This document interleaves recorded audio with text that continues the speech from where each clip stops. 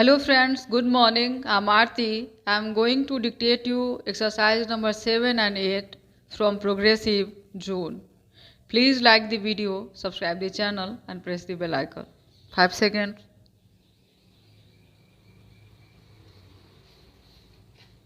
Start. Sir, I think this is a very important amendment to the Constitution that we are considering, and it requires a certain degree of serious attention and serious consideration. I would like to make 5 major points. The first point concerns the federal structure of our Constitution.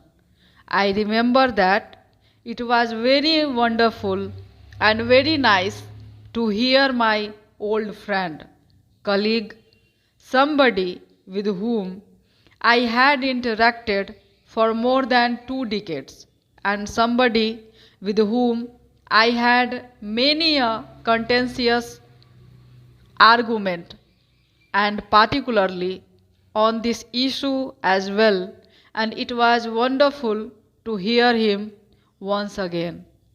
So, welcome back and thank you very much for what you have said.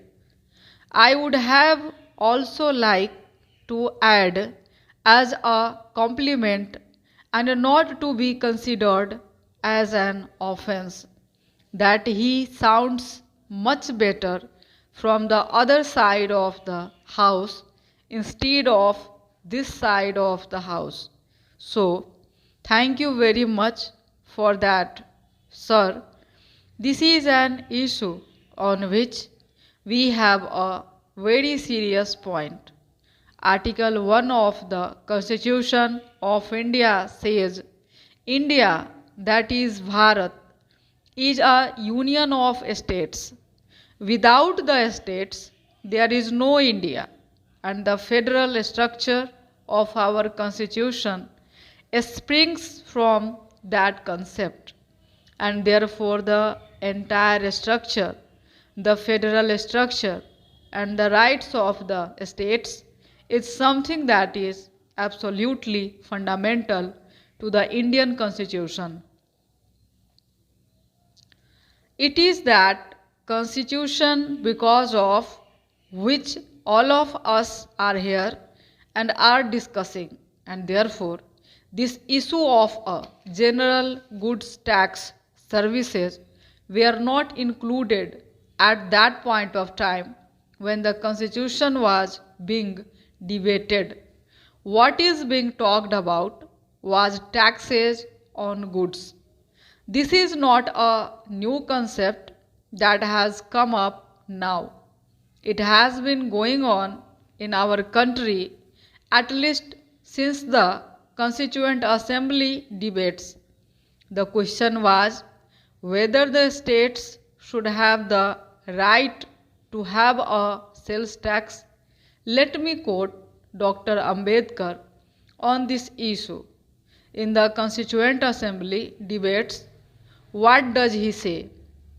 I quote, "It seems to me that if we permit the sales tax to be levied by the provinces, then the provinces must be free to adjust the rate of the sales tax to the changing situation of the province, and therefore a ceiling from the center would be great handicap in the working of the sales tax as such."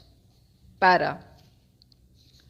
He continues, I quote, "There are a large number of resources on which the provinces depend has been concentrated in the central list.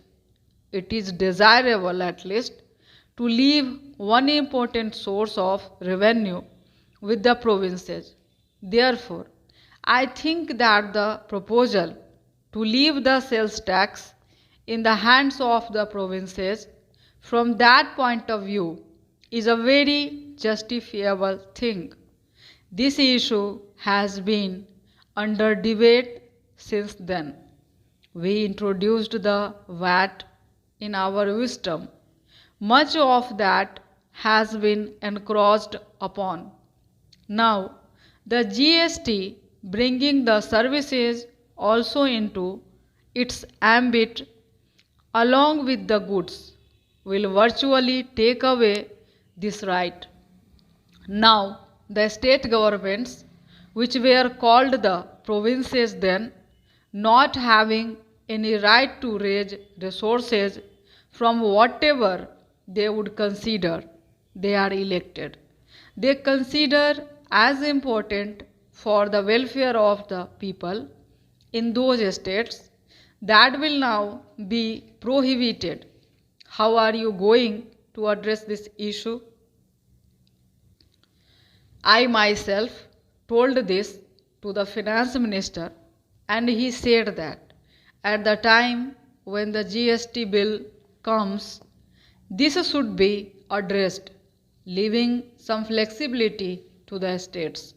I will tell you why today you have the Kerala government from where you come.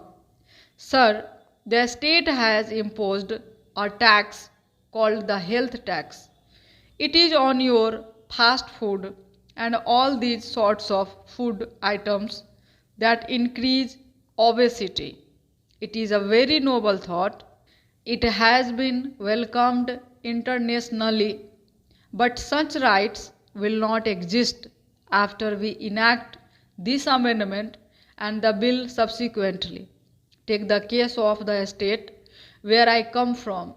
A tax has been imposed, a surcharge on cigarette has been imposed to raise revenue to pay for the victims of the Sarda scam. People are being asked to pay for the victims of the Sarda scam. Whatever be that issue, that is a separate issue. Such rights do not exist in case of national calamities. Are we to reduce the elected state governments wherefrom the people of these states come to the center with a begging bowl saying that declare so and so issue as a national disaster and give us certain amount of money? What will be the legitimate rights of the states? And we are the Council of States in this Augusta House. How do we protect that right?